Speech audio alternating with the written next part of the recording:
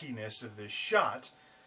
But if I back off a bit, the clothes that I'm currently wearing, including the slacks, are clothes that I haven't worn since college. I had a feeling that I'd lost enough weight to drop both a shirt size and a pant size, and it looks like I was right. Unfortunately, because I was getting warmed up for a potential corporate career where I'd be wearing button-up shirts and slacks all the time, I probably look like someone's dad trying to be cool in these clothes with these shades. So let me switch to a little bit more traditional attire and let's get this vlog underway. There we go. That's more like it. And for those of you wondering about the Hawaiian shirt and sunglasses type stuff, I just like wearing this stuff, but I don't really get much of a chance to wear these kinds of clothes during the summertime when you'd think that one would want to wear Hawaiian shirts and sunglasses.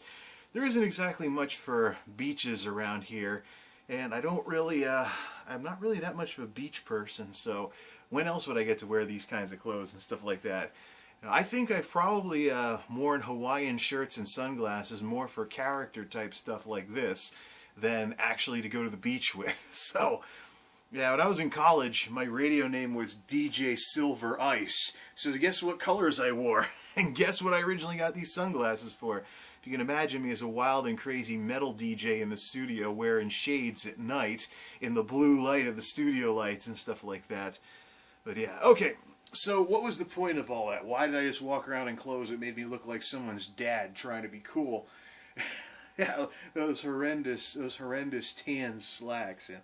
Basically what happened was, I think either with my junior year or definitely my senior year in college, what was going on was I thought, maybe I should get used to wearing button-up shirts and slacks in case I'm in some kind of office environment or something like that and I can't wear more casual clothes most of the time.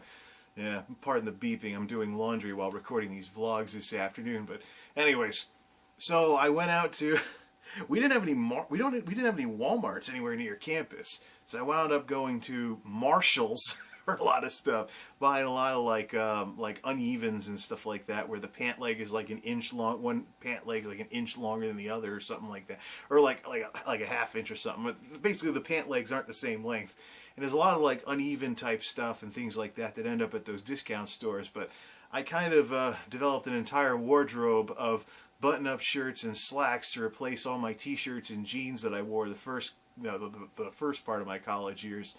It was kind of stupid because it never occurred to me that there might be jobs that use my skills that wouldn't require me to be dressed up like that every single morning, and I don't know, we're all young and dumb at one point, right?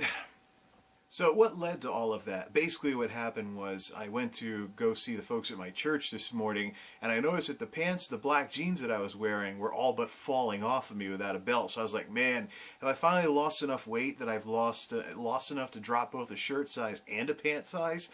I guess the answer was yes, because I was like, you know what, this afternoon let's try wearing some old clothes that I haven't worn since college, and well, you just saw the results. I'm not going to go wearing those clothes to work or anything now because I don't need to, and I don't really like the colors all that much. They're a little too cheesy. I mean, I was trying to slapdash together a bunch of slacks and button-up shirts, from like Marshalls and discount stores and stuff back then, and I hadn't really developed the kind of interest that I have in only wearing certain types of colors and stuff like that I have today. So I was just, as you just saw, I was a little colorblind with my choice of colors back in those days. But what are you going to do? Like I said, we're all young and dumb at some point. But it's good that I've lost that much weight, though, because this whole thing with the weight loss and stuff like that since the warehouse fiasco, not even since the warehouse fiasco, but since the layoffs with me Richard Simmonsing these physical jobs and deliberately trying to make every workday into a workout, so to speak. This really, it's the first time ever that I've actually lost a significant amount of weight. Previously, I would either maintain or gain, as some folks like to put it. I'd either maintain or I would gain, and so this was the first time. I was thinking of how to, losing weight. I've never seen it before. I've never been able to pull it off, and it was always just this mental block with how I was living and things like that. And so, what is that that's on there? Oh, that's just my AV switch. I'm like, what's this thing on the camera? It's just, things look kind of different in a little tiny 2-inch screen, if you know what I mean. Yeah, hey everybody, peekaboo. Anyways, yeah, I was like, what's that thing on the viewfinder? And the AV switch I use for recording consoles. I haven't recorded consoles on in a very long time. Gaming videos are going to be a daily motion thing, so I don't know when I'm going to get that going again. But anywho, so yeah, this is actually the first time I've actually lost a significant amount of weight. And so I've been thinking about, how could this have happened? Because this wasn't the first time I've tried to actually get in shape or anything like that. And by the way, I'm not in shape by any stretch of the imagination. I mean, still got a double chin thing going on here, and I'm still definitely overweight. I need to do what I did again to get down to a healthy weight. And now I think this time around it's actually going to take things like real diet and exercise instead of what I've been doing before. So anyways, so here's the thing. I lost 55 pounds, and I've shocked a few folks because I actually know someone who she's raising a bunch of kids, and she has never been able to lose her baby weight, and she finally decided to go under the knife and get some weight loss surgery. Guess how much weight she's lost? 55 pounds, same amount. I don't mean to tick her off so much, but I kind of knew that a little bit of discipline could do quite a bit before I even thought about things, even before diet and exercise, never mind going under the knife. But unfortunately, surgery in our culture is fast becoming something that it hasn't been ever before. Now, it used to be the case that the S word would only come up. You'd only mention the word surgery when something bad happened to somebody, and and surgery was kind of like the lesser of two evils in order to keep them alive and stuff like that. So surgery has been something that traditionally people have been about, but unfortunately with how our culture has gotten and just how arrogant we are and just how superficial we are, with the popularity of things like weight loss surgery and plastic surgery, we don't really have the same kind of stigma to the S word that we used to have. And so I imagine some of this might have been the issue with her. And this is the thing. So she went and had this procedure done. I don't know how much it cost, how much her insurance paid for it or something like that, but she went and had this procedure done. She went to all this trouble to get results that were on par with what I've got just from working hard physical jobs and doing some stupid little things that add up. So, and only now am I starting to think about real diet and exercise or something like that in order to lose more. But now, of course, I think she's kind of silently nodding to what I've been able to do, and she's actually now, after the surgery and everything, going to the gym and actually trying to work out. So, yeah. So in case anybody might be frustrated with fitness and stuff like that, you don't have to be trying to become some kind of Olympic athlete or anything like that in order to get in shape. I mean, you can be in shape and feel the best you've ever felt in your life and still need to do more. So, and that's kind of where I'm in right now. I mean, I'm probably in better physical shape now than I've ever been in my life, including as a kid, because I never really was much for sustained physical activity as a kid, and now that I've done the whole warehouse fiasco thing, it's a different world for me now. I mean, I actually feel like something's missing if I don't do X amount of physical activity every week, and I feel like I'm not doing something that I should be doing nowadays. So it's not like anything physical that I do would be a chore anymore. It's actually something that I want to do, and that's probably the biggest change. But that change didn't come about just because I woke up one morning and decided to start thinking that way. It came about as the result of lifestyle changes that produced real results and made me hungry for more, so to speak. It's kind of like and this is kind of a bad example for people trying to lose weight, but you find out about how incredibly good a certain type of candy tastes and you just want more of it. And it's kind of like that as well. So, anyways, as far as losing 55 pounds goes, thoughts on how I did it. Well, there were a couple of things that I changed, but none of them were really stuff that I even had to think about. And that's kind of the thing. The biggest thing by far, I did kind of change what I ate a little because I switched over to cheaper foods, so to speak, more pastas and soups and things like that. Another big change I made because I was doing the kind of physical work that I was doing was I realized just how valuable drinking real water is. You can drink a certain amount of real water, and you can drink like a certain amount of caffeine-free soda. And even if your diet soda with no caffeine or anything is literally just flavored water that's a little fizzy, I've run around so much now that I notice the difference between trying to drink even a flat version of diet soda and real water. So I've actually been absolutely hooked on drinking lots and lots of water, even without running around like a maniac anymore, because it actually hits the spot a lot better than most of the other beverages that I used to drink back in the day. And I never would have appreciated that if I hadn't run around so much and I was literally drinking lots of water every break, even in the winter months, because we had the heat on in the warehouse in the wintertime, so it was almost like a summer workout, except without the oppressive humidity and stuff like that. So that's probably the biggest diet change I did, was I started drinking more real water instead of, say, like caffeine-free diet soda or something like that. And I notice the difference now between how refreshing real water is and how refreshing other liquids are, because there's stuff in there besides water and stuff like that. So, almost time to switch out some clothes.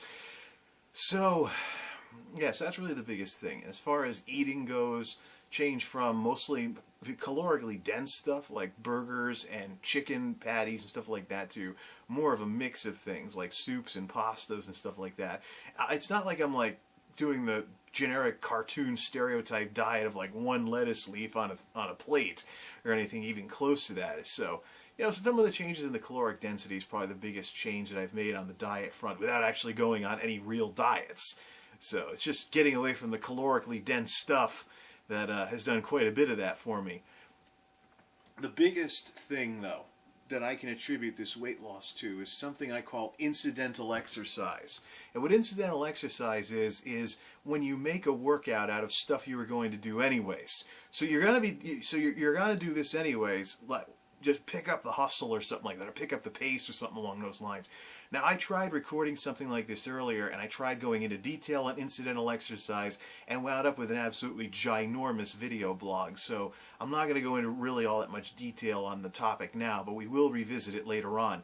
Incidental exercise is basically whatever you're going to do anyways, make it into something that would be considered exercise, and have that be your exercise. That way, even if you can't remember to go to the gym or go here, do that, or walk a track or something like that, even if you can't drag yourself out to do formal exercise, you still got some kind of exercise going on, and it's stuff that you can't not do because you were going to do it anyways. I'm already getting into a little too much detail on this, so we're going to save that for an actual discussion on incidental exercise. But probably the single biggest thing that I can think of that might be responsible for this working and other attempts at losing weight not working is the single biggest lifestyle change as a result of working night shift in the warehouse fiasco and even the cable job.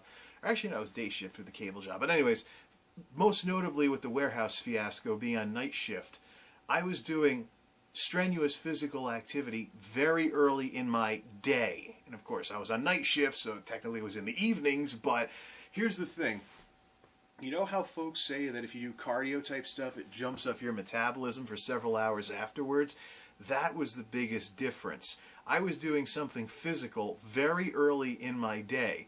Instead of, like, before all this happened, I would try to get exercise after work or something like that. And so basically what would happen is I'd head out to, walk a track or play an extra game on the Wii or something, and I'd do if I did strenuous exercise at all, it would be at the end of the day, right before going to sleep, when, according to most folks I've read, metabolism's actually lower.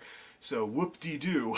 So, actually, probably the biggest improvement has been that I did some kind of physical activity.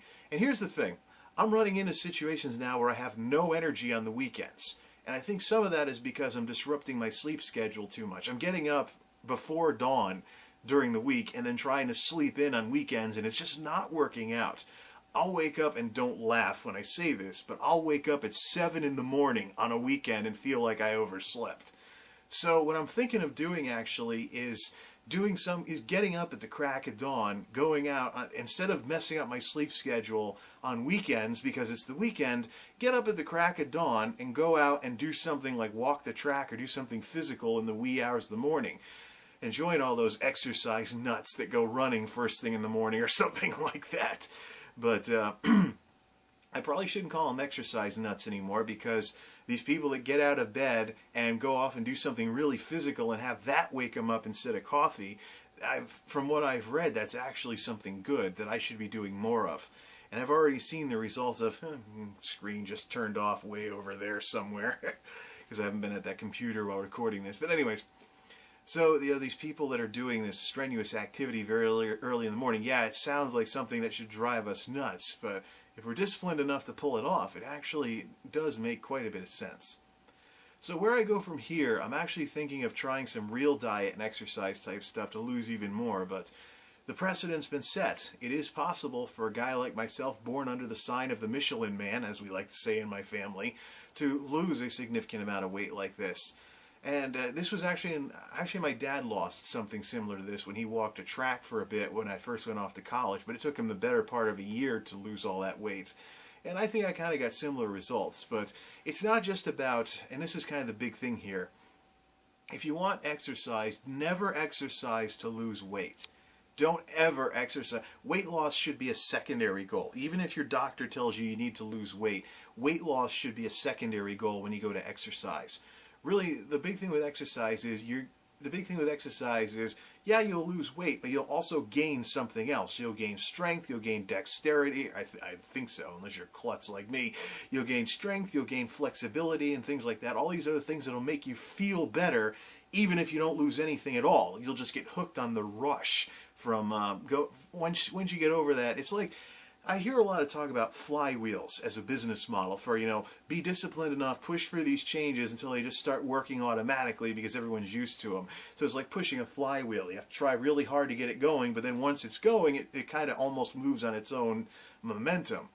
Likewise, the same thing is true with exercise and fitness and stuff like that.